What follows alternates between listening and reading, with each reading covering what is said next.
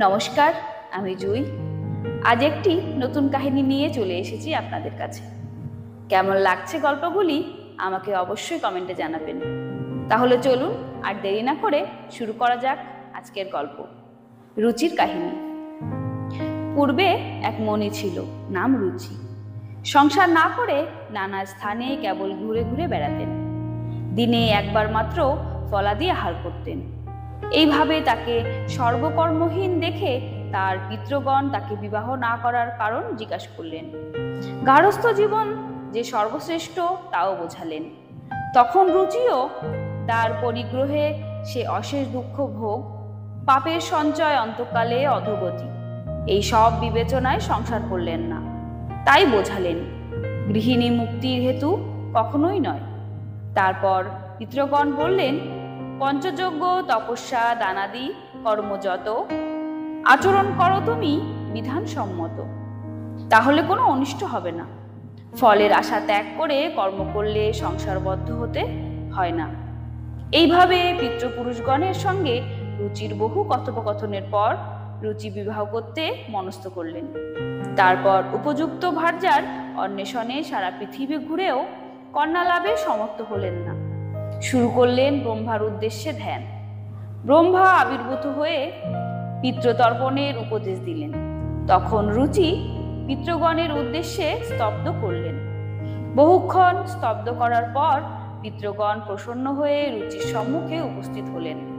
বললেন, তবকৃত এই স্তব্ধ পিতৃশ্রাদ্ধে পাঠ করলে পিতৃগণ তৃপ্ত হবেন। শ্রাদ্ধের সকল বিঘ্ন দূর হবে। যে শ্রাদ্ধ দূষিত, ইহা পাঠে শুদ্ধ হবে। তোমার ভার্যা লাভ হবে। তার গর্ভের পুত্র মন্বন্তরে অধিপতি হবে। এই কথা বলে পিতৃগণ অন্তর্হিত হলেন।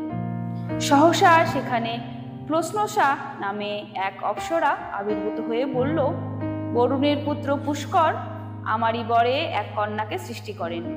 সেই পরমা সুন্দরী কন্যা আমি তোমাকেই অর্পণ করব। তার গর্ভে তোমার পুত্র জন্মাবে, মনুরূপে খ্যাতি লাভ করবে।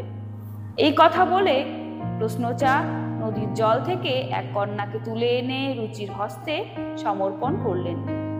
নাম তার মানিনী। কালক্রমে তার গর্ভে রৌচ নামক পুত্রের জন্ম হলো। ভবিষ্যতে তিনি মন্বন্তর অধিপতি হবেন। নীতিসার: পবিত্র শাস্ত্র শ্রবণে পরম মঙ্গল লাভ হয়। ইহাকালে আয়ু বৃদ্ধি, পরকালে স্বর্গাদি লাভ। সাধু সঙ্গে সর্বসিদ্ধি, অসাধুর সহিত যে যা করে সহবাস, ইহ পরলোকে তার হয় সর্বনাশ। দুষ্টের সঙ্গে আলাপ করবে না, তার দিকে তাকাবেও না। দুষ্টকে উপদেশ করলে পণ্ডিতেরও অধগমন হয়। শত্রুসনে সন্ধি তার, মিত্রের সঙ্গে বিরোধ সময়ে বুঝে জ্ঞানীরাও করেন। সংসারের সকল জীব নিদ্রিত হলেও কাল কিন্তু সর্বদাই জাগ্রত। কালেই সবার বলবীর্য বৃদ্ধি করে। কালের গতি অতীব দুর্লভ। উত্তমের সঙ্গে বাস, পণ্ডিতের সঙ্গে বাক্যালাপ, অলোভীর সঙ্গে মিত্রভাব কখনোই অবসন্ন হয় না। পরস্ত্রীর সঙ্গে পরিহাস পর্দার গমনের সর্বনাশ। শত্রু কখনো হিতকারী হলে তাকে বন্ধুরূপে গ্রহণ করবে। কোনো বন্ধু যদি অনিষ্টাচরণ করে তাকে শত্রুরূপে জানবে। যিনি হিতাচরণ করেন তিনি বন্ধু, যিনি ভরণ পোষণ করেন তিনিই পিতা। যে জন বশীভূত সেই প্রকৃত ভিত্ত।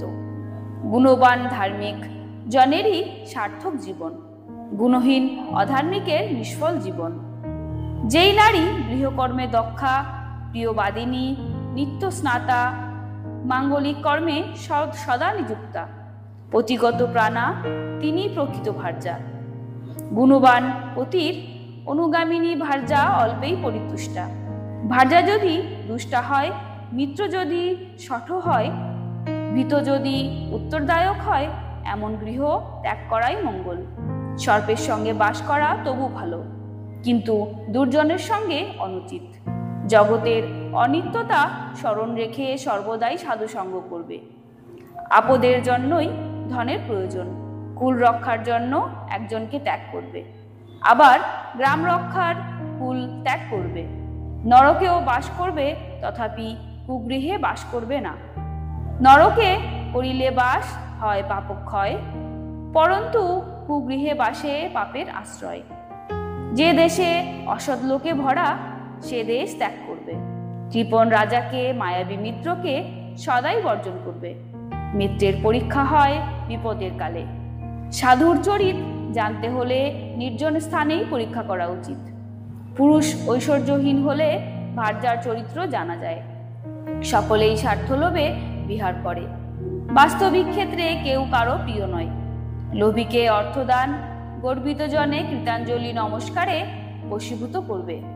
সাধারণ লোক খাদ্য পানীয় দ্বারায়, পণ্ডিত সদ্বাক্য দ্বারায় সন্তুষ্ট হয়।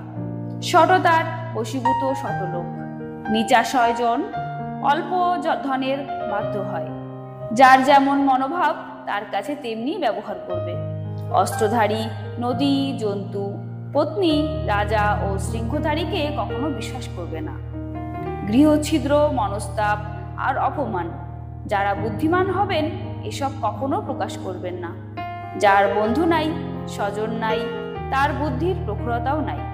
যেখানে মান নাই, প্রণয় নাই, বিদ্যা শিক্ষার উপায় নাই, সে স্থান ত্যাগ করাই উচিত।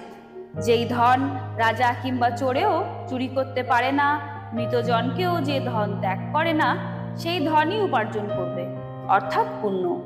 বহু পরিশ্রম করে যেই ধন উপার্জন করলে কর্তার মৃত্যুর সঙ্গে সঙ্গেই উত্তরাধিকারী সবে ভাগ করেও লবে, দুষ্কর্মে ধন উপার্জন করলে পাপ লাভই হবে।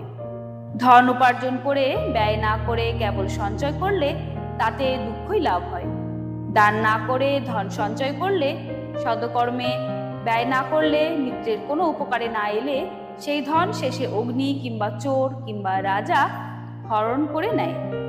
কাষ্টের দ্বারা অগ্নি কখনো নেভে না। মদ্যপানে কখনো তৃষ্ণা নিবারণ হয় না। যতই সাধুর সঙ্গে আলাপ করবে ততই আলাস্পৃহা বাড়বে। অতি সুখ বাসনা যার মনে, সে জীবনে কখনো তৃপ্তি লাভ করে না। যার পরমায়ু অধিক সে আরো বাঁচতে চায়। দেবতা পূজায় পুণ্য অক্ষয় হয়। বিপ্রে ধন দানে অনন্ত ফল। ধর্মের তত্ত্ব অতি গুহ, স্থির করতে কেউ সমর্থ নয়। তাই মহাজনগণ যেই পথ ধরে গমন করেছেন সেই পথেই আশ্রয় করবে। সংসারে সত্যভ্রষ্ট জনের একমাত্র নরকেই গতি। তাতে উভয় পথেই নষ্ট হয়। কাপুরুষের হাতে যদি অস্ত্র থাকে তাতে যেমন কোনো উপকার হয় না, তেমনি ভয়াতুর লোকের দ্বারাও কোনো ফল নাই। সদকুলজাত কন্যা কুৎসিত হলেও বিবাহ করা উচিত। তেমনি সদজ্ঞানী পাত্র রূপহীন হলেও তার হস্তে কন্যাদান করবে। যে অর্থ গ্রহণে অনর্থ ঘটে তেমন অর্থ গ্রহণ করবে না। বিষ হতেও সুধা গ্রহণ করবে। রাজার সঙ্গে কখনো মিত্রতা করবে না। সর্পকে সবসময় বিষধরই জানবে। অগ্নি নিম্ন দেশে রাখলেও তার শিখা কিন্তু সবসময় ঊর্ধ্বমুখী।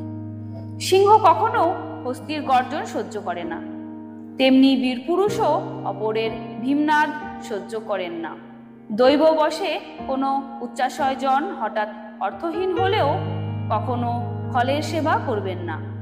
সিংহ ক্ষুধার্ত হলেও কখনো তৃণমুখে দেয় না। শত্রুর সন্তান যদি প্রিয় বাক্য বলে বিশ্বাস করবেন না। দেহে কাটা ফুটলে যেমন অন্য কাটা দ্বারা তুলতে হয়, তেমনি শত্রুর দ্বারা শত্রুর দমন করবে। অপরকারী জন নিজে নিজেই পতিত হয়। দৈব অনুকূলে হলে কার্যকালে হিতবুদ্ধি আপনা থেকেই আসে। যে দেশে ব্রাহ্মণ, রাজা, ধনী, নদী, বৈদ্য নাই, সেই দেশ ত্যাগ করাই উচিত। যে দেশের অধিবাসী লজ্জাহীন, দান করার শক্তি নাই, দয়া নাই, ভয় নাই, একদিনও সেখানে থাকবে না। শাস্ত্রবাক্যে সদাই বিশ্বাস রাখবে। এক ব্যক্তিকে সকল জ্ঞানের সমাবেশ কখনোই হয় না। জগতে কেহই সর্বজ্ঞ নয়, কিছুই জানে না, এমন মূর্খও নাই। বৃক্ষের মূলোচ্ছেদ না করেও যেমন মালাকার ফুল তোলে, তেমনি রাজা প্রজাগণের কোনো অনিষ্ট না করে গ্রহণ করবেন। পররাজ্যে আপন শাসনে রাখবে। কখনো উচ্ছেদ সাধনে প্রবৃত্ত হবে না। বিষ্ণুর অর্চিনে ধার্মিক রাজাগো ব্রাহ্মণ প্রজার পালন করবেন। একদিন চলে যায়, পরমায়ুর এক দিন কমে যায়। একদিন মৃত্যু আসবেই, তথাপি আপন হিতের চিন্তা করবে। যৌন লালসায় মত্ত না হয়ে পরকালের উপায় চিন্তা করবে। পাপকর্ম থেকে বিরত থাকবে। পরস্ত্রীকে মাতৃবৎ আর পরদ্রব্যকে মাটির মতো চিন্তা করবে। সকল প্রাণীকে আত্মবৎ চিন্তা করবে। অর্থবান লোকের বহু বন্ধু থাকে, জগতে পণ্ডিত রূপে তার পরিচয়। দ্বারা পুত্র বন্ধুজন যতেক সংসারে ধনহীন পুরুষেরে পরিত্যাগ করে। সেই মানবের পুনরায় ধনের সঞ্চয় হলে তখন আবার সকলে উপস্থিত হয়। তাই অর্থই পুরুষের বন্ধু, স্ত্রী পুত্রাদি কেহই বন্ধু নয়। যে রাজা শাস্ত্র যুক্তি মানে না, তার ইহ পরকাল দুই নষ্ট। পণ্ডিতগণের ক্লেশ হলে বিষণ্ণ হওয়া উচিত নয়। সময়ে যে বিপদ নিঃশেষ হবে, যদিও কখনো চন্দ্রকে রাহু গ্রাস করে, কিন্তু পুনর্বার সেই চন্দ্র স্বপ্রকাশ হয়। শরীর কখনো কৃশ হলে তার জন্য দুঃখ করো না।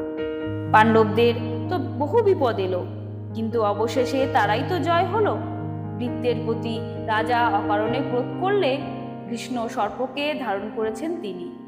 রাজা সকল সময় চপলতা বর্জন করবেন, কখনো মিথ্যা কথা উচ্চারণ করবেন না।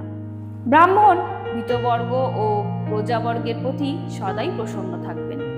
রাজার সবসময় হুঙ্কার না করাই ভালো। লীলা সুখ ভোগে রাজার আসক্ত হওয়া উচিত নয়। যে ভৃত্য যেমন কর্মে উপযুক্ত, তাকে তেমন কার্যই নিযুক্ত করবে। যেই রাজকর্মচারীগণ নিজ নিজ কার্যে আলস্য দেখাবে, তাদেরকে অবশ্যই বর্জন করবে। খলের বদন আর সর্পের বদন অপরের অপকার ছাড়া আর কিছুই জানে না। বিদ্বান যদি কখনো দুর্জন হয়, তথাপি তাকে বর্জন করবে। সর্প মণি দ্বারা ভূষিত হলেও ভয়ঙ্কর। রাজার ধনপরহনে যার মন, রাজা তাকে অবশ্যই বিনাশ করবেন। সুনম্র, আলস্যহীন, সদা হৃদয়চিত্ত, সুখে দুঃখে ধীর স্থির, দুর্লভ এমন ভৃত্য। সত্য, ধর্মহীন, দাম্ভিক, নিন্দুক, ক্রূরবুদ্ধি, শঠ, লোভী, অলস, পেটুক, সদাভীত এমন জন সদা বর্জনীয়। আপন দুর্ঘে অস্ত্রশস্ত্র সদাই মজুত রাখবে। শত্রু নিগ্রহে তবেই রাজা কৃতকার্য হবেন। যদি শত্রুর হাতে পরাজিত হন, তাহলে 6 মাস কিংবা 1 বছরের জন্য সন্ধি করবে। তারপর যখন সমর্থ হবে, তখন শত্রুকে সুযোগ বুঝে বিনাশ করবে। রাজা তার নিজের কাজে কোনো মূর্খজনে নিয়োগ করবেন। অর্থনাশ, অযশ ও নরকপতন, এই 3 লাভ হবে। শুভকর্মে সুখ আর অশুভ কর্মে দুঃখ। তাই সূক্ষ্মরূপে বিচার করে রাজা কার্য করা উচিত। আজ তবে এ পর্যন্তই। গল্পের পরবর্তী পাঠ আলোচনা করব পরের ভিডিওতে। আরো নতুন নতুন কাহিনী জানার জন্য আমার চ্যানেলটিকে সাবস্ক্রাইব করে আমার সঙ্গে থাকবেন। নমস্কার।